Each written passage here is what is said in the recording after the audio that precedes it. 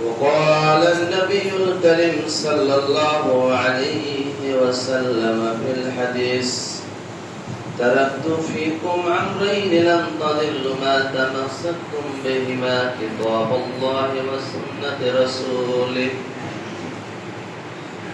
উপস্থিত শ্রদ্ধেয় সম্মানিত আজকের জুমার মুসাল্লিগণ,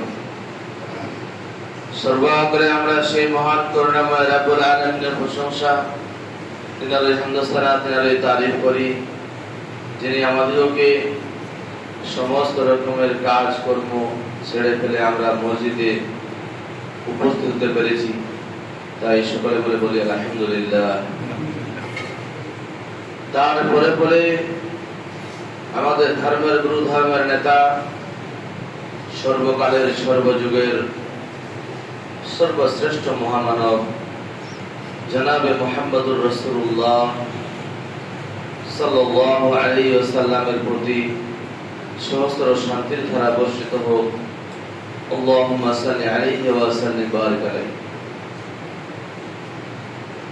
আমি আপনাদের সম্মুখে পবিত্র কালামুল্লাহ থেকে একটি আয়াতের টুকরা পেশ করলাম, তেলাওয়াত করলাম।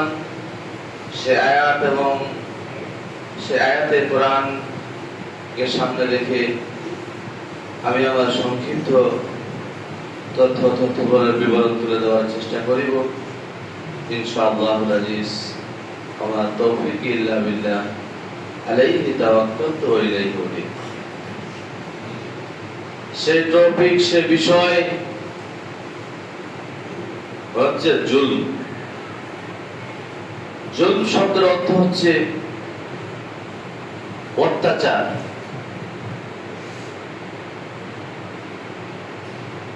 এই অত্যাচার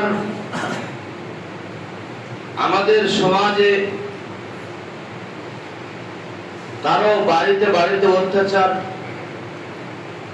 কারো আত্মীয়তার সঙ্গে অত্যাচার, কাউরি বাপ ছেলের সঙ্গে অত্যাচার, অনাচার, অবিচার। কেউ দেশের সম্প্রদায়দের সঙ্গে, দেশের লোকদের সঙ্গে অত্যাচার। এইভাবে অত্যাচারিত মানুষ হচ্ছে।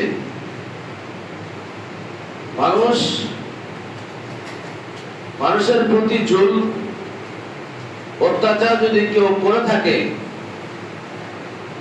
তাহলে আল্লাহ পাক রব্বুল আলামিনের কাছে শাস্তি রয়েছে।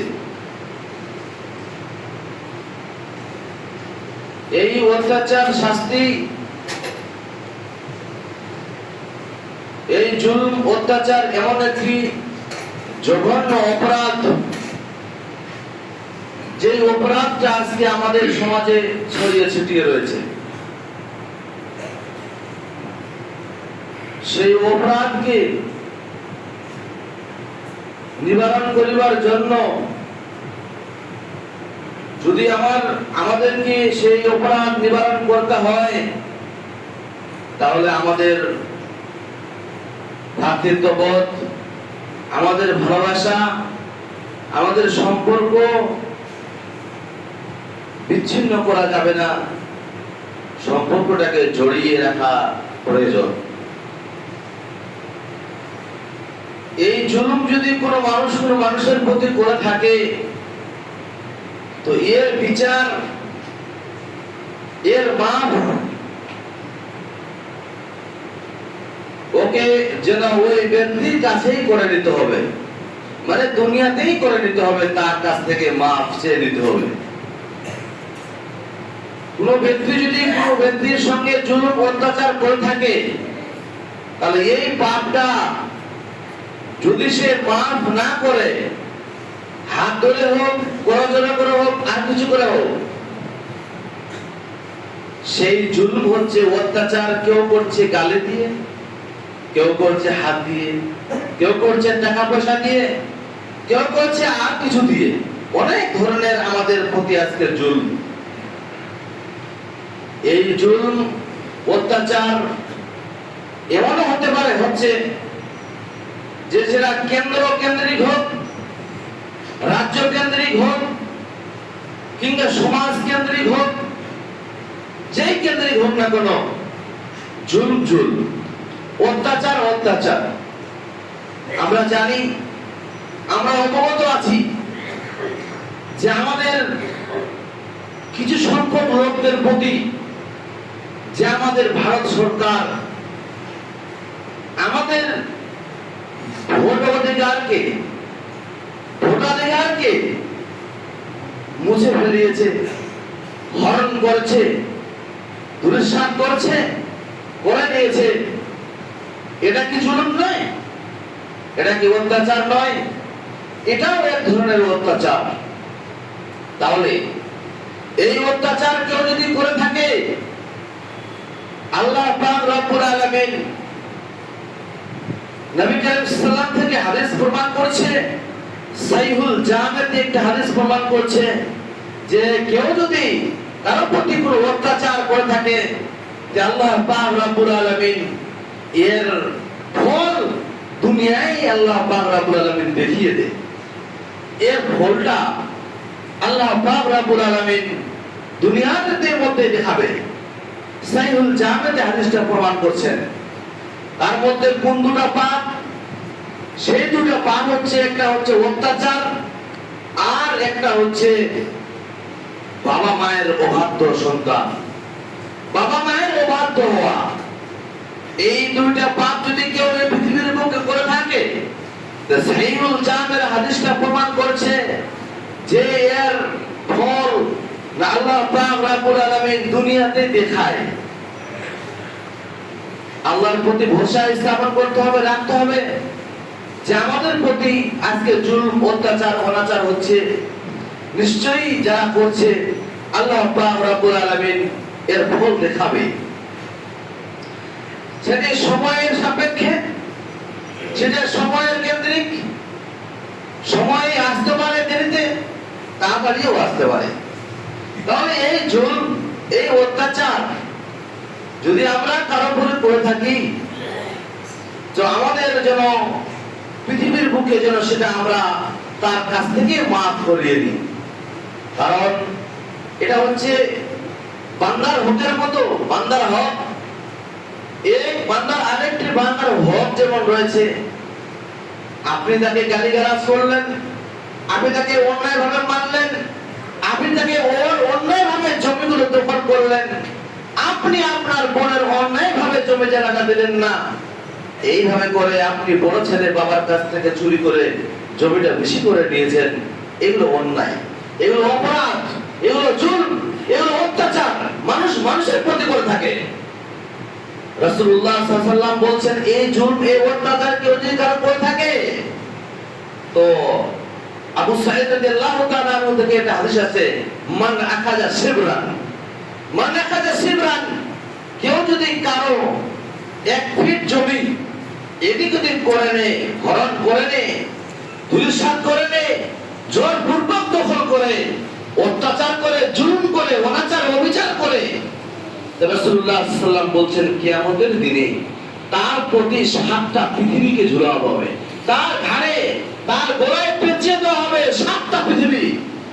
এটা তো নয়, শুধু তাই নয়, আয়েশা সিদ্দিকা রাদিয়াল্লাহু তাআলা আনহা থেকে হাদিসটি বর্ণিত, তিনি বুখারী এবং মুসলিমে যে হাদিসটি এসেছে, এই হাদিসটি এসেছে, মান জালামা সিবরান মিনাল আরজ, কেউ যদি কারো জমি 1 ফিট যদি ভরণ করে, বুখারী মুসলিমের হাদিসটা প্রমাণ করছে যে আল্লাহ পাক রব্বুল আলামিন তার গর্দানে কিয়ামতের দিনে যে 7টা পৃথিবী পেঁচিয়ে দেওয়া হবে। রাসূলুল্লাহ এই কথা প্রমাণ করছে, হাদিস থেকে প্রমাণ। তাহলে বুখারী এবং মুসলিম যেই কিতাব আসহাবুল কুতুবি বাদা কিতাবিল্লাহ, আল্লাহ পাক রব্বুল আলামিনের কিতাবের পরে যেই বইটার স্থান, সেটি হচ্ছে বুখারী, সেখানে হাদিসটা এসেছে। হাদিস সহিহ, হাদিসের কোনো জাল নাই, তাহলে আমরা যারা এই জুলুম এই অত্যাচার করে থাকি, তাহলে আমরা যেন সেটা দুনিয়াতে চুকিয়ে নিই, সেটা যেন দুনিয়াতে মিটিয়ে নিই।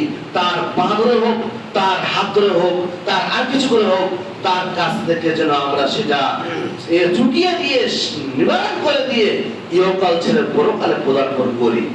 এটা আমার আপনার কাছে আমার আবেদন যে আপনি এটা করবেন যদি এভাবে ভুল ধরনের ভুল করে থাকেন। বলতে চাচ্ছিলাম এই জুলুম অত্যাচার আল্লাহ পাক রব্বুল আলামিন বলছেন কোরআনুল কারীমে, ওয়া মা লিয-যালিমিনা মিন নাসির। ওই সমস্ত লোকদের যারা জুলুম অত্যাচার অনাচার অবিচার করেছে, মানুষের প্রতি ভাবে কাজ করেছে, আল্লাহ পাক রব্বুল আলামিন বলছেন কিয়ামতের দিনে তার উপর তার কোনো থাকবে না, সুপারিশকারী থাকবে না, তার সাহায্য প্রাপ্ত থাকবে না। আল্লাহ পাক রব্বুল আলামিন তার সাহায্য করবেন না, কোনো সাহায্যকারী নেই। আমাদের যালিমিনা বিন নাসির, যারা নাসির শব্দের অর্থ হচ্ছে নাসারা ইয়ানসুরু থেকে বের হয়েছে, যার অর্থ হচ্ছে যে কোনো সাহায্যকারী নেই। তাহলে বোঝা যায় কোরআন কারীম থেকে আপনি যদি অত্যাচারী, আপনি যদি এর লোকটা দুর্বল, তার জন্য যদি তার প্রতি অত্যাচার অনাচার অবিচার জুলুম অত্যাচার করে থাকেন, তাহলে আল্লাহ পাক রব্বুল আলামিন বলছেন তার কোনো থাকবে না সুপারিশ, তার কোনো থাকবে না সাহায্যকারী।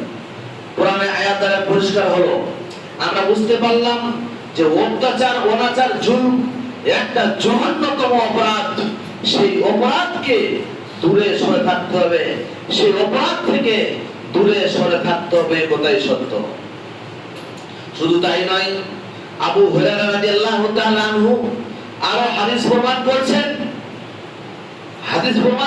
সে হাদিসের মধ্যে বলছেন, হাদিসের রাওয়ী হযরত আবু হুরায়রা রাদিয়াল্লাহু তাআলা আনহু তিনি বলছেন রাসূল সাল্লাল্লাহু আলাইহি ওয়াসাল্লাম বলেছেন যে সাহাবাদেরকে আল্লাহ রাসূল এই কথা বলছেন যে সাহাবারা শুনে রেখে দাও, তোমাদের মধ্যে সবথেকে নিঃস্বকে প্রশ্ন করে দিলেন, একটা সওয়াল ছুড়ে দিলেন, একটা প্রশ্ন ছুড়ে দিলেন যে তোমাদেরকে জিজ্ঞাসা করছি তোমাদের মধ্যে সবথেকে নিঃস্বকে। তা আপনাকে যদি জিজ্ঞাসা করি আপনি আপনার মধ্যে নিঃস্বকে, তো আপনি উত্তর দিবেন যার টাকা নেই, পয়সা নেই, ধন নেই, দৌলত নেই, যার কিছু নেই, টাকা বাড়ি ঘর নেই, জায়গা জমি নেই, এক কথা সে নিঃস্ব, আপনি তাকে বলবেন। সাহাবারা সেম উত্তর দিয়েছিলেন, তারাও বলেছিলেন যে সে নিঃস্ব যার কিছু নেই, যার টাকা নেই, পয়সা নেই, ধন নেই, দৌলত নেই, কিছু নেই, সে নিঃস্ব। রাসূলুল্লাহ সাল্লাল্লাহু আলাইহি সাল্লাম জবাব দিচ্ছেন, এর উত্তরে তিনি বললেন না, ভুল। রাসূলুল্লাহ সাল্লাল্লাহু আলাইহি সাল্লাম বলছেন ওই ব্যক্তি নিঃস্ব হবে যেই ব্যক্তি অত্যাচার করার কারণে, জুলুম করার কারণে ওই ব্যক্তি দান খয়রাত করেছে, ওই ব্যক্তি হাজার হাজার কোটি কোটি টাকা দান করেছে, ওই ব্যক্তি সিয়াম পালন করেছে, ওই ব্যক্তি রোজা পালন করেছে, ওই ব্যক্তি সালাত আদায় করেছে, ওই ব্যক্তি যাকাত দিয়েছে, সমস্ত কিছু দান করার সমস্ত কিছু করেছে, কিন্তু ওই ব্যক্তি যখন অত্যাচার করেছে, কোনো জুলুম করেছে, কোনো অনাচার অবিচার করেছে, কোনো মানুষের প্রতি, ওই মানুষটা যখন দুর্বল মানুষের প্রতি, কোন মানুষের প্রতি অত্যাচার অনাচার অবিচার জুলুম অত্যাচার করেছে, তো ওই লোকটা যখন এই সমস্ত নেকির পাহাড় নিয়ে আমার কাছে হাজির হবে, নেকির পাহাড় করে যখন আল্লাহর দরবারে হাজির হবে, তো আল্লাহ পাক রব্বুল আলামিন ওই সমস্ত জুলুম অত্যাচার অনাচার অবিচার করার কারণে তাকে নেকিগুলো তাকে দিয়ে দেওয়া হবে, তাকে পরিশোধ করা হবে। যার প্রতি জুলুম করেছো, যার প্রতি অত্যাচার করেছো, অনাচার অবিচার করেছো, তাকে এই নেকিগুলো দিয়ে শেষ করে দেওয়া হবে। তখন ওই লোকটা জিরো পয়েন্টে চলে আসবে। রাসূলুল্লাহ সাল্লাল্লাহু আলাইহি সাল্লাম বলছেন ওই ব্যক্তি সব থেকে নিঃস্ব যে ব্যক্তি এরূপ কাজ করেছে। তার হাদিস থেকে প্রমাণ পেলাম যে আমরা যতই আমল করি না কোনো আমল করেছেন, নেকির পাহাড় নিয়ে হাজির হব, কিন্তু জুলুম অত্যাচার কারণে তাকে দেওয়া হবে। এইবার যদি তার জুলুম যতগুলো অত্যাচার অনাচার অবিচার করেছে তার যদি থেকে থাকে, তাও যদি ওই লোককে যদি পরিশোধ করতে করতে যদি না থাকে, না হয়, তো যে লোকটার প্রতি জুলুম, অত্যাচার, অনাচার, অবিচার করা হয়েছে তার যে পাপ রয়েছে সেও তো পাপ করে, সেও তো গুনাহ করেছে, তার গুনাহগুলো এই লোকটার প্রতি চাপিয়ে দেওয়া হবে। হাদিস খুব ভয়ঙ্কর। অতএব যারা এই সমস্ত কাজ আমরা এই পৃথিবীর বুকে, আমার ছেলে সন্তান খেয়ে দিয়ে থাকবে, বেঁচে থাকবে, আমার বাড়ি গাড়ি অট্টালিকা জমি জায়গা সবকিছু হবে, আমি এসব নিয়ে এসব ফুর্তি করাবো, আর যারা এই সমস্ত লোক ধ্যান ধারণা নিয়ে আজ বেঁচে আছেন এবং মানুষের জমি, মানুষের জায়গা, মানুষের অত্যাচার থেকে অত্যাচার জুলুম করেছেন, তাদেরকে বলছি আপনারা সাবধান হবেন এবং কি সেটা মাফ করে নেওয়ার চেষ্টা করবেন, পরিষ্কার করাবেন, পরিষ্কার করে দিবেন। হাদিস থেকে এই যে প্রমাণ আমরা বুঝতে পারছি যে এই সমস্ত জুলুম, এই সমস্ত অত্যাচার আমাদের নিশ্চয়ই আমাদেরকে দূরে থাকার জন্য প্রয়োজন, আমাদের দূরে থাকার জন্য প্রয়োজন। কারণ আমাদেরকে, আমরা আজকে এই জুলুম, এই অত্যাচার, এই অনাচার, অবিচার করেছি মানুষের প্রতি, তার কারণ রয়েছে আমরা আল্লাহ এবং আল্লাহ রাসূলের দিকে দীক্ষিত নয়। আমরা আল্লাহ এবং আল্লাহ রাসূলের দিকে যে ভ্রুক্ষেপ, যে নজর, যে কোরআন হাদিস কি বলছে, ভয় কি জিনিস সেই জিনিসটা আমরা জানি না। ভয় কাকে বলে আপনাকে বোঝাচ্ছি। ভয় কাকে বলে? আল্লাহ পাক রব্বুল আলামিনকে ভয় যে করতে হবে, সেই ভয়টা কি, সেই ভয়টা কেমন, সেই ভয়টা কেমন হওয়া দরকার আমরা জানি। রাত্রির অন্ধকারে চলতে হঠাৎ একটি আলামত সামনে দেখতে পেলাম, দেখতে পাচ্ছি, আপনাকে ভয় লাগবে, নিশ্চয়ই আপনাকে ভয় লাগবে। আপনি রাস্তা দিয়ে হাঁটছেন, অন্ধকারাচ্ছন্ন জায়গায় কিছুটা দেখতে পেলেন বা কিছু দেখছেন, আপনাকে ভয় লাগছে। বা কোনো নির্জন জায়গাতে গেলেন, সেখানে আপনাকে একটা ভয় লাগছে, সেই ভয়টা, ওইটা দেখে ভয়, এই ভয়টার আরবি হচ্ছে খাউফ, এই ভয়টা আরবি হচ্ছে খাওয়া। খাওয়ার শব্দের অর্থ হচ্ছে ভয়, ডর। কিন্তু আপনাকে যে আল্লাহকে ভয় করতে হবে সেটা অন্তরের অন্তরস্থল থেকে, সেটা হচ্ছে আপনি নির্জন জায়গায় পৌঁছে গেছেন, কারো জিনিস অপহরণ করছেন, নিয়ে নিচ্ছেন পুরো জিনিস, বা কারোর সঙ্গে কোনো ব্যক্তি, কোনো মহিলার দিকে আকর্ষণ হচ্ছেন, বা জেনাতে লিপ্ত হচ্ছেন, বা কিছু হচ্ছেন, এই সমস্ত জুলুম অত্যাচার থেকে আপনি যখন ভয় করবেন, সেটা আল্লাহ পাক রব্বুল আলামিনের কাছে ওই ভয়টা নিয়ে আসতে হবে। অতএব অন্তরের অন্তরস্থল থেকে যদি আপনি ভয়টা নিয়ে আসেন, তাহলে ওই ভয় হচ্ছে যেটা ভয় আপনি দেখছেন, পৃথিবীর কোনো বস্তুকে দেখে ভয় পাচ্ছেন, সেই ভয়টা আলাদা, আর এই ভয়টা আলাদা। আমাদের ভয় নাই বলে আজকে অনাচার, অবিচার, অত্যাচার। তাহলে আমাদেরকে জানতে হবে যে আল্লাহ পাক রব্বুল আলামিনকে ভয় আমাদের করতে হবে, এখানটাই আমাদের প্রয়োজন। আজকে জুলুম, এক মানুষ আরেক মানুষের প্রতি জুলুম করছে ঠিক, কিন্তু তার শাস্তি পেতেই হবে, কথাই সত্য। কিন্তু কোন মানুষ আবার আল্লাহর প্রতিও জুলুম করে। যদি মানুষ কেউ আল্লাহর প্রতি জুলুম করে, এ কেমন জিনিস? এটা হচ্ছে শিরক। লুকমান, হযরতে লুকমান হাকিম তার ছেলেকে বলছে, লুকমান লিবনি ওয়া হুয়া ইয়াইদুহু ইয়া বুনাইয়া লা তুশরিক বিল্লাহ ইন্নাশ শিরকা লা যুলমুন আযীম। লুকমান হাকিম তার ছেলেকে বলছে যে আমার সন্তান, তুমি শুনে রেখে দাও, তুমি জানো যে লুকমান হাকিম বলছেন যে তুমি আল্লাহর সঙ্গে শিরক করিও না, আল্লাহর সঙ্গে শরীক স্থাপন করো না, আল্লাহর সঙ্গে শিরক করিও না, কারণ শিরক হচ্ছে সবথেকে বড় জুলুম। তাহলে শিরক করা মানে আল্লাহ পাক রব্বুল আলামিনকে বাদ দিয়ে অন্যের কাছে সাহায্য চাওয়া, অন্যের কাছে সাহায্য প্রাপ্ত হওয়া। আপনার ছেলে হচ্ছে না, আপনার সন্তান হচ্ছে না, আপনি এমন বিপদে পড়েছেন, আল্লাহকে না ডেকে অন্য কাউকে ডাকছেন, এর নাম হচ্ছে শিরক। এই শিরক থেকে বেঁচে থাকার জন্য মানে কি করবে, শিরক থেকে বেঁচে থাকার জন্য লুকমান হাকিম তার ছেলেকে বলছে তুমি শিরক করিও না, শিরক হচ্ছে সবথেকে বড় জুলুম।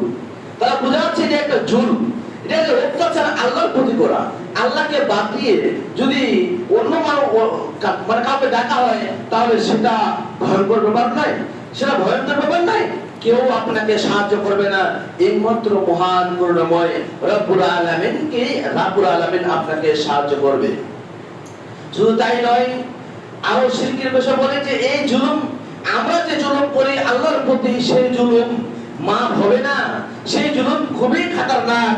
শুধু তাই নয়, রাসূলুল্লাহ সাল্লাল্লাহু আলাইহি ওয়াসাল্লাম একটা হাদিসের মধ্যে বলছেন, হাদিসে কুদসি। হাদিসে কুদসি কাকে বলে? হাদিসে কুদসি ওকে বলা হয় যেটা আল্লাহ বলেছেন এবং নবী করিম সাল্লাল্লাহু আলাইহি ওয়াসাল্লাম বলেছেন। এই কথাটা একযোগ হয়ে গেছে। আল্লাহ বলেছেন, নবী করিম সাল্লাল্লাহু আলাইহি ওয়াসাল্লাম বলেছেন, যখন টাকরাও খাবে, যখন এক হয়ে যাবে, তখন সেটাকে বলা হচ্ছে হাদিসে কুদসি। সেই হাদিসে কুদসি বলছেন, ইয়া ইবনে আদম লাউ আতাইতানি বিকুরাবিল আরদি খাতায়া সুম্মা লাকিতানি লা তুশরিকু বি শাইয়া। হযরতে মানে আদম সন্তানকে রাসূলুল্লাহ বলছেন যে আদম সন্তান, তোমরা শুনে রেখো, তোমরা শুনে রেখে দাও, হে আদম সন্তান তোমরা শুনো, তোমরা যে আল্লাহ যে নিচের জমিন, এই জমিন এবং আসমানের মধ্যে যে তোমরা ফাঁকাটা দেখতে পাচ্ছ, এই যে একটা ফাঁক জায়গা রয়েছে, আমরা দেখতে পাবো সেই মানে আকাশকে, এবং নিচে জমিনে আপনি আছেন, এই জমিন এবং আকাশের মধ্য থেকে যে ফাঁকটা রয়েছে, ফাঁকাটা রয়েছে, সেই ফাঁকাটা তোমরা যদি আমার কাছে পরিপূর্ণ করে গুনাহ নিয়ে হাজির হও, লাউ আতাইতানি বিকুরাবিল আরদি খাতায়া সুম্মা লাকিতানি লা তুশরিকু বি শাইয়া, এবং সেই গুনাহতে যদি একটা শিরকের মতো গুনাহ না থাকে, তা আমি আল্লাহ মাফ করে দিতে পারি, কিন্তু শিরকের গুনাহ থাকলে আপনি মাফ করে দিতে পারেন না। হাদিসের কুদসিটা খুব ভয়ঙ্কর। তারা বোঝা গেল যে শিরকের মতো একটা বড় গুনাহ, খুব অত্যাচার, খুব জুলুম যেটা আল্লাহর প্রতি আমরা করে থাকি, সেই জুলুম, অনাচার, অবিচার আল্লাহর প্রতি করা যাবে না। আল্লাহ আর মানুষের, আমরা মানুষ, এক মানুষ আর মানুষের প্রতি জুলুম অত্যাচার করে থাকি, তাহলে আমরা যেন আমাদেরকে আল্লাহ পাক রব্বুল আলামিন শাস্তি প্রদান করবেন, এই কথাই সত্য। চাই যা বলতে চাচ্ছিলাম, হয়ে গেল, অনেক কথা হলো। আল্লাহ পাক রব্বুল আলামিন যেন আমাদেরকে এই সমস্ত কথার বুঝার তৌফিক দান করে, তাই সকলে বলুন আমিন। আল্লাহ পাক রব্বুল আলামিন দোয়া করি, যারা এই সমাজে, এই পৃথিবীর বুকে আজকে মানে লাঞ্ছিত, ঘৃণিত, অপমানিত, আল্লাহ পাক রব্বুল আলামিন তাদের জন্য হেফাজত করে, তাই সকলে বলুন আমিন। আজকে আমরা আমাদের সমাজে যারা মানে অসুস্থ, যে সমস্ত লোকরা অসুস্থের মধ্যে রয়েছে, আল্লাহ পাক রব্বুল আলামিন তাদেরকে সুস্থ করেন, সকলে বলুন আমিন। আল্লাহু মানসুর